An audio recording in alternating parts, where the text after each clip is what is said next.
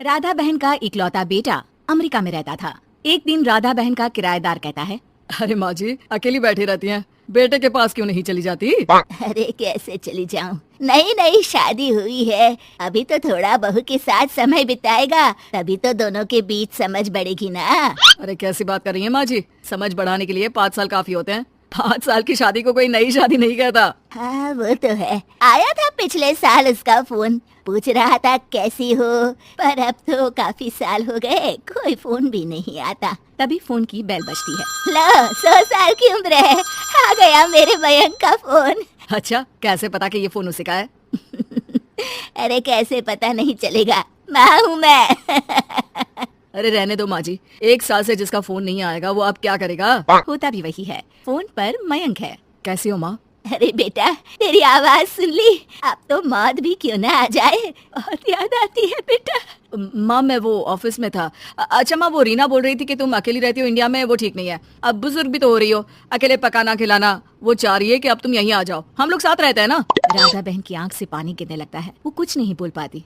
माँ हेलो, सुन रही हो ना माँ? हाँ बेटा तेरे साथ रहूंगी, सुबह शाम तुझे देखूंगी, और क्या जीवन में है तेरे पापा के जाने के बाद। तभी बीच में बेटा माँ को रोक देता है। हाँ हाँ ठीक है माँ, तो मैं आता हूँ अगले हफ्ते तुम्हें लेने के लिए। राधा बहन को तो मानो बुढ़ापे में किसी ने पंख दे दिए हो, उड़ी जा रही थी पूरे मोहल्ले में। अरे वो मयंक आ रहा है, अब तो अमेरिका जा रही हूँ मैं, वहीं रहूंगी। अच्छा है मौसी, आपका जीवन देखकर तो मुझे भी रोना आ जाता था। कोई बात नहीं मौसी, देर से ही सही, सब अच्छा होने वाला है अब। राधा बहन दौड़ दौड़ कर सामान ला रही थी। अरे इतना सामान तो 2 साल में भी कभी नहीं खरीदा जो 2 दिन में लिए जा रही हो मौसी। अरे बेटा आ रहा है ना अमेरिका से। अच्छा, तो पकवान बनाने की तैयारी चल रही है? हाँ बिल्कुल, उसको बेसन के लड्डू बहुत पसंद है। रात भर भूनना तलना ये सब प्रोग्राम चलता रहता है राधा बहन के घर में। और फिर वो दिन भी आ जाता है जब बेटा घर आता है। कौन? माँ मैं मयंक, ये घर का क्या हाल बना रखा है, न सफाई न धुलाई, कैसा लग रहा है ये घर? घर तो ऐसा ही था बेटा, हमेशा से, बस तू थोड़ा कमजोर लग रहा है। क्या हुआ बेटा?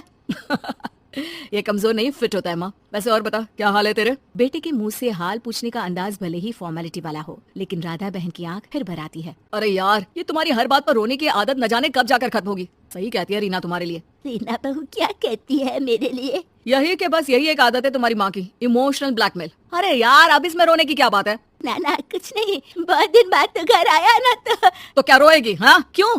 अच्छा ये ले, तेरे लिए रात भर बैठकर ये बेसन के लड्डू बनाए हैं, और ये अचार तुझे बहुत पसंद है ना? पसंद है नहीं माँ, पसंद थे। अब तो फिटनेस के लिए ये सारी फालतू चीजें मैं खाता भी नहीं हूँ। ये फालतू चीजें खाकर ही तो तू बड़ा हुआ है बेटा। अब रहने दे माँ, क्या क्या खिलाकर बड़ा किया है, मुंह मत खुलवा। कौन देशी घी में शक्कर डालकर पराठे के साथ खाता है? वो तो तुझे पसंद थे ना बेटा, तभी तो बनाती थी, नहीं बनाती थी तो रोता था तू। अरे तो रोने देती ना माँ, अब सारी समस्या उसी खाने से है शरीर में। वो तो भला हो रीना का, जो हेल्दी डाइट देकर सब मेंटेन कर रही है। राधा बहन बेटे की आने की खुशी में इतनी दीवानी थी कि उसे बेटे के बात का अंदाज और लहजा समझ में नहीं आ रहा था। अच्छा रुक, पालक वाली दाल बना देती हूँ। रहने दे माँ, मैं होटल से ऑर्डर कर देता हूँ। इतने साल बाद होटल का खाना, माँ के खाने की याद नहीं आती थी? अरे माँ फिर इमोशनल डायलॉग, प्लीज माँ। अच्छा सुन, बहुत कम वक्त है हम लोगों के पास, जल्दी जल्दी सारी पैकिंग कर ले। और हाँ, इस घर को बेचना होगा। कैसी बात कर रहा है, तेरे पापा और मैंने एक एक पाई जोड़कर इस मकान को बनाया था। हाँ पर तू जा रही है ना, फिर कौन मेंटेन करेगा?